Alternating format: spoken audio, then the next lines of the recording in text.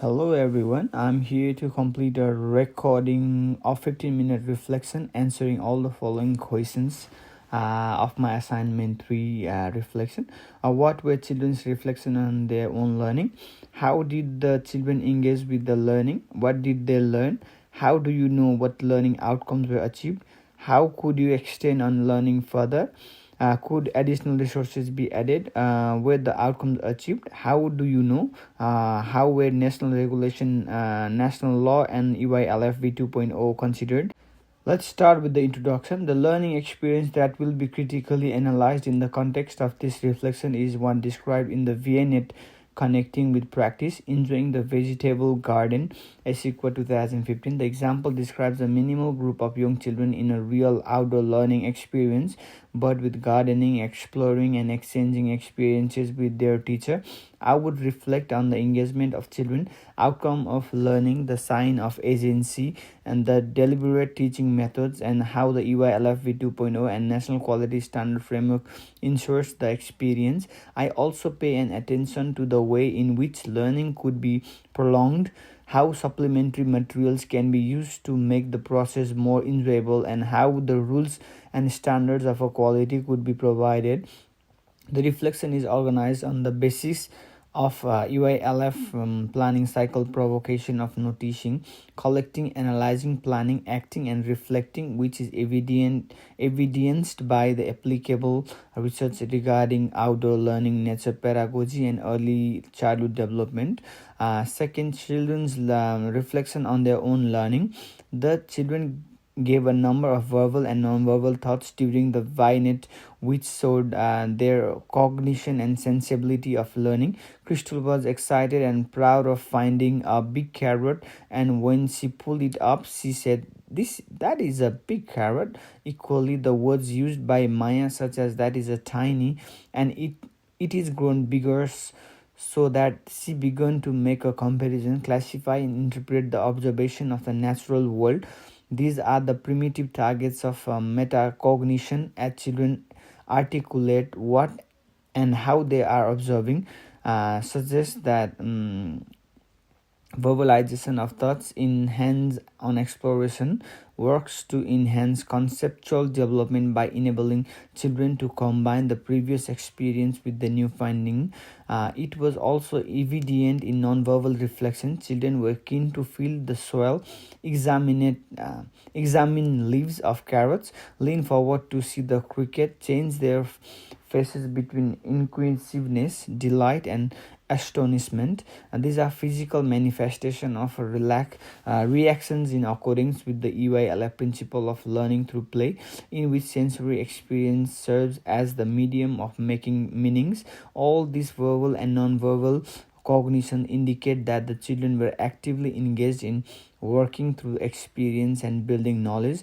Third, children's engagement and evidence of learning. The children showed a high degree of involvement during the experience. They engaged themselves in continuous interaction with the garden beds, the plants, and the insect, which points to intentional and prolonged involvement. The physical, cognitive, and social capabilities are developed in process of their actions, which include pulling of vegetables, watering plants, counting broccolis, and recognizing marigolds. The learning observed relates quite well with some of the EYLFB 2.0 outcome. Learning outcome 1 identity could be observed with the children were able to make their choices with confidence, including what carrot to pull. They were able to establish a sense of belonging by experiencing significant interaction with the educator and with one another. It is demonstrated that experiences based on nature positively influence the identity of children and their emotional well-being. Learning outcome to connection and contribution was exhibited by Maya gave a description of how marigolds kept bugs at a bay, which was an indication of growing ecological awareness.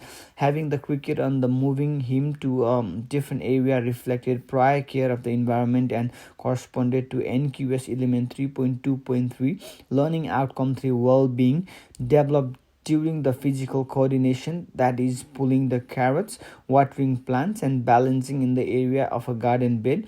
that favor both gross and fine motor development. Learning outcome for learning. This outcome was demonstrated as the children counted broccoli and used the size of carrots to make comparison. This young numeracy and scientific clarification are based on EYLF requirements to resource their learning by connecting with people, places, technologies, and natural materials.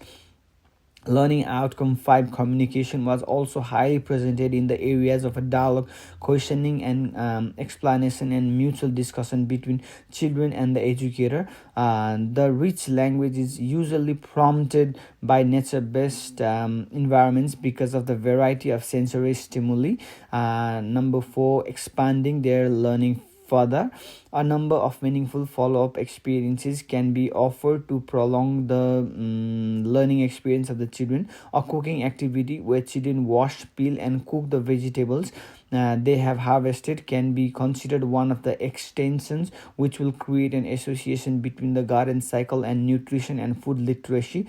This consistent with the studies that indicates the garden to kitchen learning leads to healthy eating attitudes in early childhood. The other extension would be to have a journal of plant growth where children can draw or take a photograph of plant changes with time, which will relate to the observational learning and literacy applications. Likewise, the aspect of the introduction of simple magnifying glasses would further advance the field of science, as it would aid in the close observation of insect roots and patterns of leaves. In addition, the group might be able to plant fresh seeds or compost the top of the carrots, which would support the concept of sustainability. This is the line with EYLF practice sustainability and NQS standard 3.2 that focuses on the environmental care. Number 5, additional resources that could be added. The learning process in the vegetable garden was already highly valuable and full of meaning.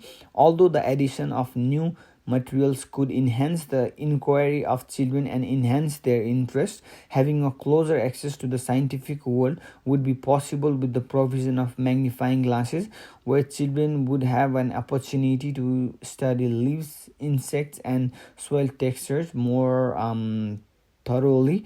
Likewise, it should be possible to provide small trowels and gloves to motivate children to take an active part in planning and looking after the garden, as it will train both small muscles and sense of responsibility.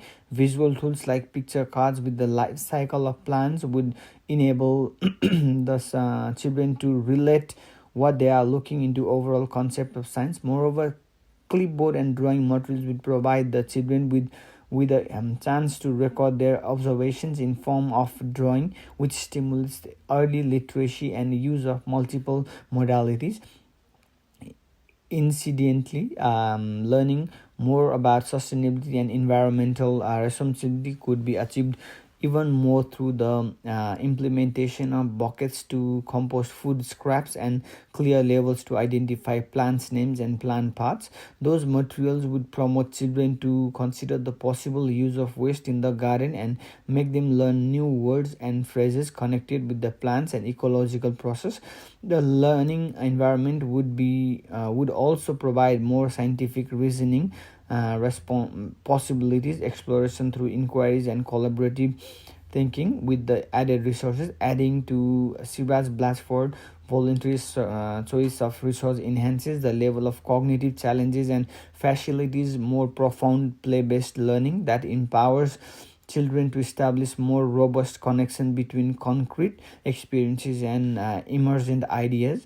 Number 6, where the learning outcomes achieved. Using the ViNet results, the outcomes of EYLF were also well reflected in the active involvement of the children, their interest, and social interaction.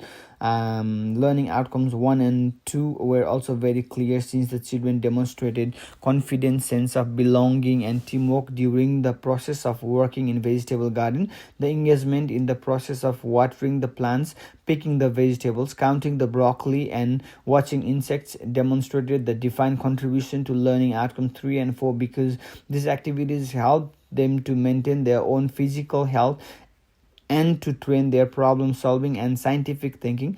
Similarly, the deep exchanges between the children and the educator, including sentences like "it has become bigger," it it keeps bugs away, sweet words like cutie, despite depicted very good communication with the requirements in learning outcome 5.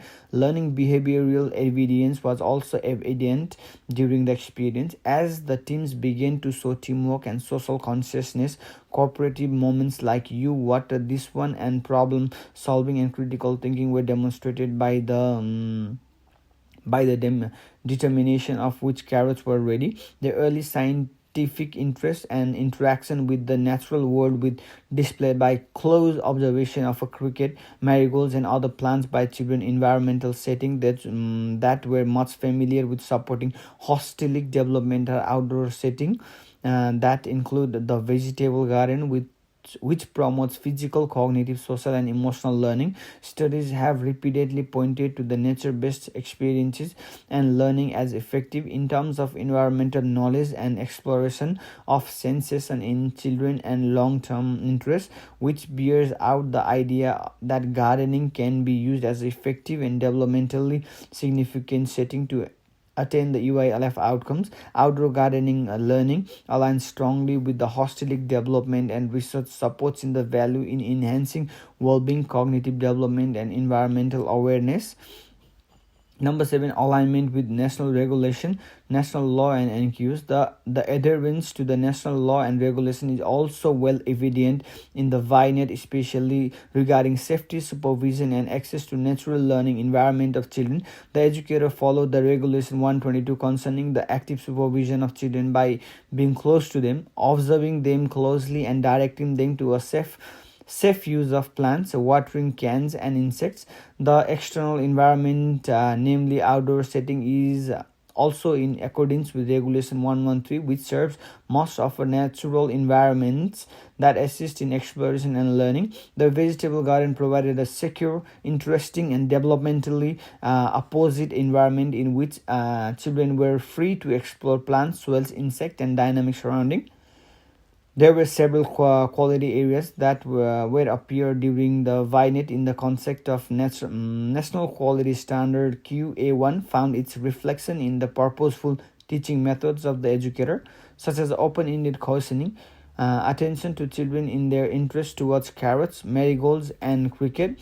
QA3 was proved by the wise arrangement, the utilization of garden space encouraged to explore the provided ample learning experiences. QA5 appeared in warm, respectful relationship between the educator and children where mutual discussion and encouragement helped to build trust and confidence.